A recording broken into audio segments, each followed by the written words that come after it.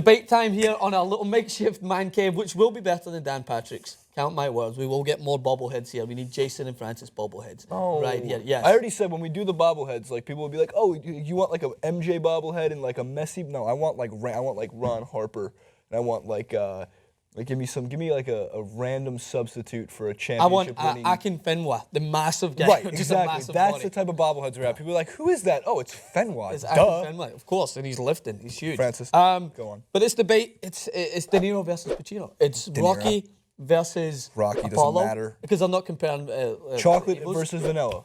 That's it, exactly. Are you chocolate or are you vanilla? It's for you. It's Kendrick versus J. Cole. That's really tough. All right, so that's the same thing we're going with right here. So it is the question which was posed, and I loved it. It was a corker, as I called it.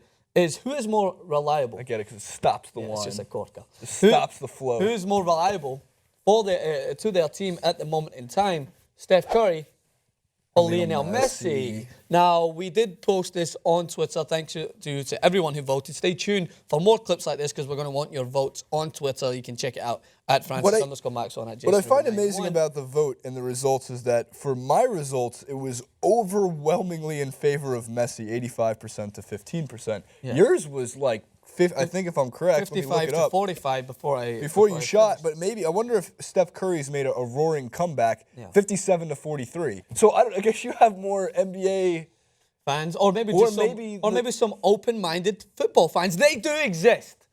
Open-minded football fans are out there. There probably are out there, and they do like the NBA. So Francis, we were discussing this now for about 24 straight hours, and in terms of reliability, I haven't seen the Warriors without Steph Curry. Yeah. But I'm still going to say Steph Curry. So for argument's sake. So that's good. I like a good argument. I mean, it's not going to be right. I'm going to be right. But it's a very Ben Mankiewicz style of like, oh, that's a good point, but you're wrong. All right, I'll tone down on the douchiness. But the reason I want to think about it is like when Einstein thought about what's reliable, he created fixing an equation. My Ben hair. Reliable is a term that you have. So if I'm getting someone to come and fix my toilet, right? Someone's coming to fix my toilet, and I'm looking at the most reliable plumber. Am I going to get a plumber who's been doing it for 2 years fantastically well? Like he is skyrocket. Everyone knows him. His stock is very high. Am I going to get someone whose stock is very high, who's phenomenal, considered the best, and he's been doing it for maybe 6 or 7 years? You're telling me I trust him. The entirety of your argument is based on who's going to fix your toilet? Exactly, because that's the term of reliable. Who's reliable is someone that's been doing it over and over again. Steph Curry has been doing it, correct me if I'm wrong, 2 years, right? 2 years at the highest level of basketball ability, like the best player in the NBA right now. Yes. But for about the 3-4 years before that, he was a pretty good player. Pretty good. That's what I'm saying. Very good. Well, pretty good, right? And pretty reliable. That's the thing. Especially from three. Here's the thing. He's going to go down, barring any kind of injury. It is almost, not yet, but it is almost safe to say he'll go down as the best three-point shooter of all time. Yeah. I mean, he's going to shatter every record. He's already shattered the single-season records. And look, every game where they've needed a bucket late, he doesn't miss. Yeah. He doesn't miss. He shoots 51% from the three-point line. So if you give him two chances with under a minute to break a tie, he's going to hit. He's going to break that tie. But if you give Messi 2 chances in under a minute, or within a minute, or just in stoppage time to break a tie, is there a 50% chance that he will break that tie? Absolutely. Okay, I'm just. And that's the thing. So my argument for that is the time that we can take into consideration. Messi's been doing it longer. I feel like he's more reliable. I can count on him in bigger games. Steph Curry, nonetheless, has been phenomenal. There's a reason why they're 18-0 at this point in this season. They're performing very well. There is a good article that SB Nation pointed out that Draymond Green, and for the cog of Golden State's team, is integral to that. The same way you could be talking about Suarez and Neymar. You take Messi out, and they still perform very, very well. Yeah. Suarez and Neymar help carry the team, but we can only take it at face value of what we've been given. I think Barcelona last season in the latter stages of the Champions League, the most clutch game you could look at in terms of their opponent, which was Bayern Munich, a very tough opponent. Messi stood out amongst all of them, especially he did chip Neuer. Chip and Neuer. That's his reliable. That's something. But what about the penalty kicks? What do you mean the penalty? Messi at the line. I guess that would be your version of the line, the free throw, the charity stripe. I think he's competent. He's obviously there was that weird spell when he threw and he missed a couple, but he's human, but I think that overall you're going to put your house on him scoring from 12 yards out. But the same way as Steph Curry is what I consider the same scenario of the Champions League is the NBA Finals last season. Not saying Steph Curry didn't perform well. I think he had a couple off games, if I'm being honest. I think game 1 and 2 of the NBA Finals, he didn't look like Steph Curry until about the end of the game, and then for 3, 4, 5, 6. He was great as well, and that's the thing.